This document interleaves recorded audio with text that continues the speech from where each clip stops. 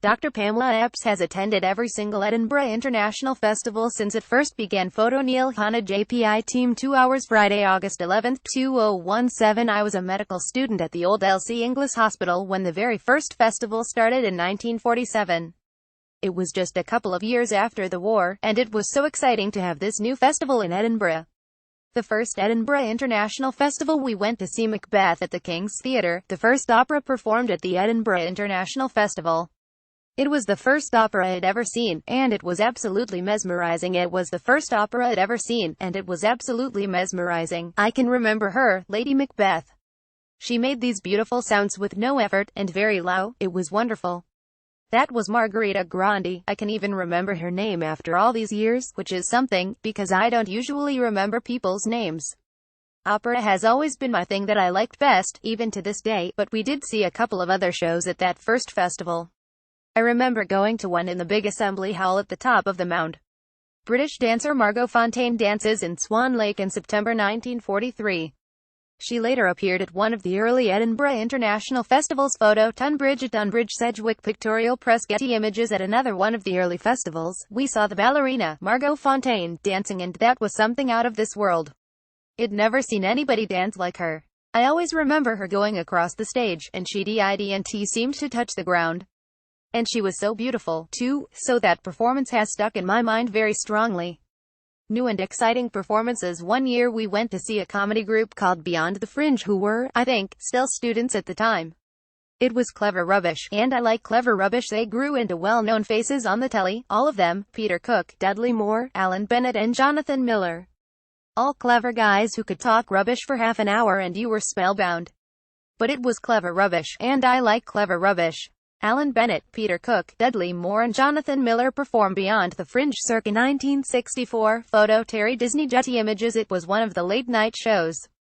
I didn't usually go to the late-night shows. I always went to the main shows, but I made an exception.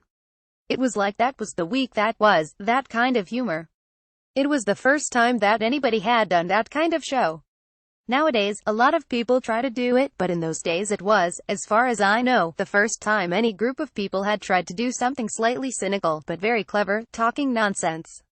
The fall of the Soviet Union. The time we went to see Eugene Onegin, performed by a company from Moscow, turned out to be the day the Soviet Union was falling apart. The time we went to see Eugene Onegin turned out to be the day the Soviet Union was falling apart. The performers kept disappearing for ages and taking long breaks in the middle of it. That was something quite dramatic when you think about it later on, but it was quite annoying at the time. Once we knew what was going on, we felt a different sort of attitude, of course. It was dramatic in two different ways. It spoiled the opera a bit, but it certainly was dramatic for the poor Russians. Returning to the festival. I've always liked to support the festival, and I still go to this day. I think it's important to support our homegrown culture, homegrown produce, homegrown anything. I like to support, really. There weren't so many people performing in the streets in the early days. They came a bit later. The town itself has lots more going on, and it always brings lots of visitors to Edinburgh. There weren't so many people performing in the streets in the early days. They came a bit later. But that started to become popular once the Fringe grew.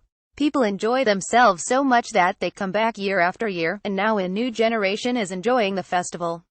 Fireworks over Edinburgh during the festival season. Photo Shuttershock. I remember watching the fireworks show in Prince's Street Gardens. It was quite simple in the early days, but the crowds were enormous. It was wonderful, with the music coinciding with the fireworks. I remember the first time they did it, it was really unique. The young ones usually go down to see the fireworks now, but it's too much for me these days. I am, however, looking forward to seeing Macbeth again this year. I'll see if it comes up to the original standards. That first performance in 1947 was really quite something. More for my festival. Edinburgh Festival's 10 theatre shows to book right now. How to take care of your mental health at the Edinburgh Festival. 100 of the best ever jokes and one-liners from the Edinburgh Fringe in News. http://cinews.co.uk